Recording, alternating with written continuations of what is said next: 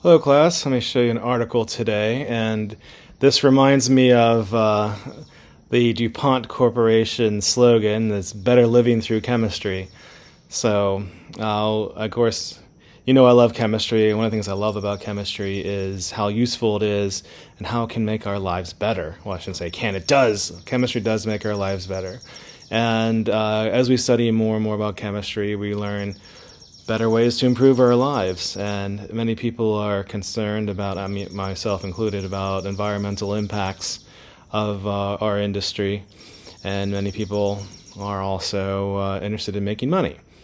So what's really nice is when these two concepts intersect, and it makes economic sense to do things a certain way that also help the environment. Lithium, of course, we use quite a bit for batteries. I mean, so my laptop I'm using right now is running off of a lithium-ion battery, and we also use lithium for other things. Lithium carbonate, the product that we get from this, is used to be used, and some people still use it, but it's more common to use other drugs as a psychoactive drug to help with certain types of bipolar disorders. But main use of lithium is batteries. And one of the easiest ways to get, or the most productive way to get lithium is through salt brines, but those are few and far between. But there are other minerals that contain lithium, like this one here, and this is spodumene. So here, in this looking slight green stone, it's pretty. I always like seeing those pretty minerals. But they're not all that pretty. And what the method uses is it uses ammonium fluoride. So one thing about ammonium fluoride to be careful with it is it can form hydrofluoric acid, and hydrofluoric acid is really scary. It eats your bones, so you have to be very careful if you ever work with hydrofluoric acid, because it's a surface anesthetic, so you can't feel it, and it's also bone-seeking. So say if I had a classmate of mine spilled some on the back of his hand, and he said he looked down and saw like white foam coming from the back of his hand, and he had to run to go get the treatment. The treatment is it's a calcium-containing lotion. So, and he was fine, but it can be really scary to work with this stuff. Anyways, what's nice about this process? So rather than just taking this and just heating the heck out of it and then hitting it hard and trying to reduce in it, which we do now, the better way is to use this ammonium fluoride process.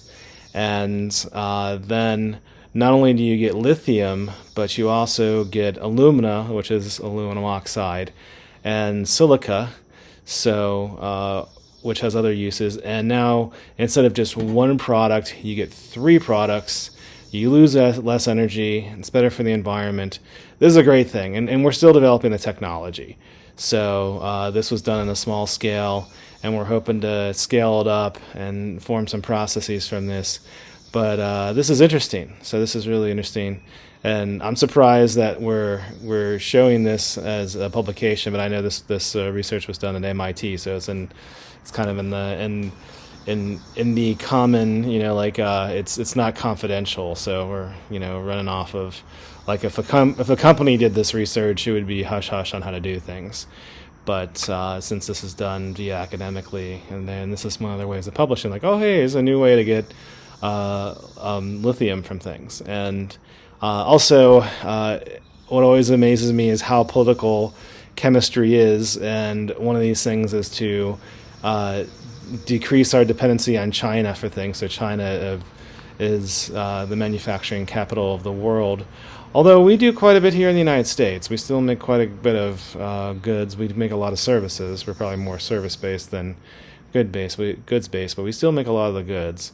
And and one of our aims it currently, and for a while, has been to reduce dependence on China for various raw materials. China still has a near monopoly on rare earths, but we are looking for ways to decrease our dependency on China. But not only geopolitical, it's better to have processes closer to where the production's going to be. So when you generate the raw material, so that way there's less transportation costs. So it's not just geopolitical, it's also economic and also environmental. So, well, I hope you like the article and gets you thinking about how life is better with chemistry, and how chemistry is still continues to improve our lives, and hopefully it makes you feel like this course is worth your time. Although in this course we do go through a lot of the boring stuff. This is the fun stuff, right? When chemistry becomes useful. And well, I hope you enjoyed, and I hope you continue to enjoy things, and I hope you had a nice 4th of July, and if you got some rest, it was a nice rest. I'm exhausted still because my family, me personally, my great grandmother had her birthday on the 3rd of July, and we used to have since that we've had a family reunion on the 4th of July, so everyone, extended family, would get together, and we still do. It's a tradition we do still today, and it's kind of like if you've been to a wedding reception, like you see like all your cousins and aunts and uncles for like a few minutes, and then not for a long time, kind of thing. So, and they fly in from all over, so that's what I experienced, and now I'm tired. But now I'm recovering just fine. But I hope you're doing well. If you need any help with anything, if you're missing your basic needs, if you're dealing with crippling mental health issues, if there's other stuff going on, you think you need some help outside of school. With school, of course, that's my primary duty, is to you as a faculty member. So that still is on the table. That's primarily what my job is. But if you need help with other things too, feel free to reach out, and I'll do what I can to help. So, all right, have a nice rest of your week. Take care. Goodbye.